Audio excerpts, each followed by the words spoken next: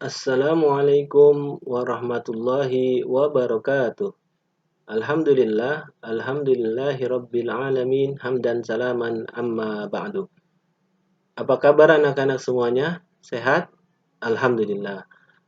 Alhamdulillah, hari ini kita masih diberikan nikmat sehat, afiat, sehingga kita masih bisa mengikuti kegiatan belajar mengajar ini. Baik, sebelum kita memulai kegiatan belajar mengajar ini, marilah kita berdoa terlebih dahulu dengan harapan mudah-mudahan Allah berikan kemudahan kepada kita dalam memahami pelajaran dan diberikan ilmu yang bermanfaat. Amin. Bismillahirrahmanirrahim. Raditu billahi rabba wa bil islami dina wa bi Muhammadin nabiyya wa rasula. Rabbi zidni ilma wa razukni fahma. Amin. Baik, pertemuan kita hari ini yaitu materi tentang iman kepada kitab-kitab Allah Subhanahu wa taala. Sebelum saya menjelaskan materinya, terlebih dahulu saya akan menjelaskan tujuan pembelajaran ini. Setelah mempelajari materi ini, siswa diharapkan mampu yang pertama menjelaskan makna iman kepada kitab-kitab Allah Subhanahu wa taala. Yang kedua, dapat mengetahui kitab-kitab yang lain selain Al-Quran yang telah Allah turunkan kepada para rasulnya, berikut nama-nama rasul yang menerimanya. Yang ketiga, dapat mengetahui isi ajaran dari semua kitab-kitab Allah Subhanahu wa taala. Baik, kita masuk pada materi. Pengertian iman kepada kitab-kitab Allah. Iman menurut bahasa artinya percaya.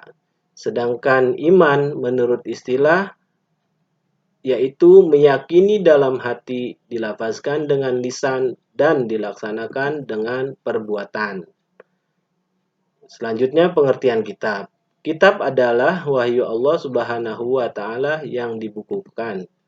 Maknanya adalah meyakini dengan sepenuh hati bahwa Allah Subhanahu wa taala telah menurunkan kitab-kitabnya kepada para rasul untuk disampaikan kepada umatnya sebagai pedoman hidup atau petunjuk bagi umat manusia agar dapat meraih kebahagiaan di dunia dan di akhirat. Selanjutnya perbedaan antara kitab dengan suhuf. Kitab adalah kalamullah yang sudah dibukukan, sedangkan suhuf adalah wahyu Allah yang berupa lembaran-lembaran yang terpisah. Kemudian ini dalil iman kepada kitab Allah Subhanahu wa taala yang telah dijelaskan dalam Quran surat Al-Baqarah ayat 136 yang berbunyi A'udzubillahi minasyaitonirrajim. Bismillahirrahmanirrahim. Qulu amanna billahi wa ma unzila ilaina wa ma unzila ila Ibrahima wa Ismaila wa Ishaq wa Yaquba wal asbati wa ma utiya Musa wa Isa wa ma utiyan nabiyyuna min rabbihim la nufarriqu baina ahadim minhum wa nahnu lahu muslimun. Yang artinya katakanlah kami beriman kepada Allah dan kepada apa yang diturunkan kepada kami dan kepada apa yang diturunkan kepada Ibrahim, Ismail, Ishak, Yakub dan anak cucunya dan kepada apa yang diberikan kepada Musa dan Isa serta kepada apa yang diberikan kepada nabi-nabi dari Tuhan mereka. Kami tidak membeda-bedakan seorang pun di antara mereka dan kami berserah diri kepadanya.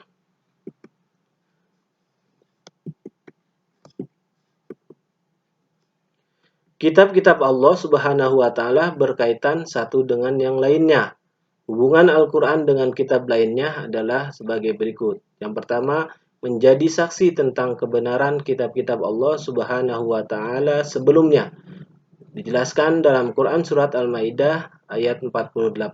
Yang kedua, menjawab dan menyelesaikan perbedaan-perbedaan pendapat para penganut agama.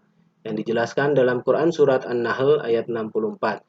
Yang ketiga, mengoreksi kitab Allah yang sudah diubah oleh manusia yang ingkar. Adapun kitab-kitab yang dijelaskan dalam Al-Quran adalah Yang pertama, kitab Zabur yang diturunkan kepada Nabi Daud alaihissalam untuk kaumnya Bani Israel. Yang kedua, kitab Taurat yang diturunkan kepada Nabi Musa alaihissalam dengan bahasa Ibrani untuk kaum Bani Israel.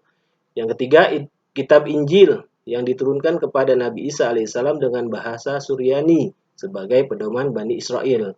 Yang keempat, kitab Al-Quran yang diturunkan kepada Nabi Muhammad SAW dengan bahasa Arab sebagai pedoman untuk seluruh umat manusia.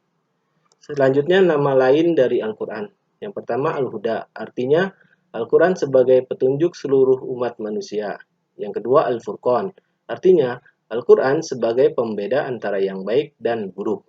Yang ketiga, Asy-Syifa, artinya Al-Quran sebagai penawar atau obat penenang hati.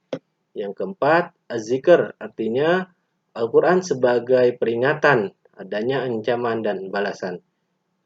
Yang terakhir, Alkitab, artinya Al-Quran adalah firman Allah Subhanahu wa Ta'ala yang dibukukan. Baik, sebelum saya mengakhiri materi ini, saya akan sampaikan rangkuman. Yang pertama, kitab-kitab Allah adalah kumpulan wahyu Allah Subhanahu wa Ta'ala yang mengandung petunjuk dan kebenaran yang diturunkan kepada rasul-rasulnya dan disesuaikan dengan zamannya masing-masing. Yang kedua, kitab yang diturunkan oleh Allah Subhanahu wa Ta'ala ada 4, yaitu Zabur, Taurat, Injil, dan Al-Quran.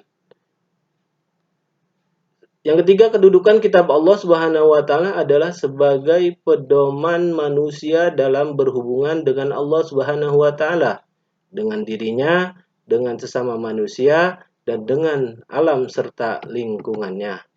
Yang keempat, fungsi iman pada kitab Allah Subhanahu wa Ta'ala adalah sebagai pedoman dalam kehidupan pribadi, bermasyarakat, berbangsa, dan bernegara.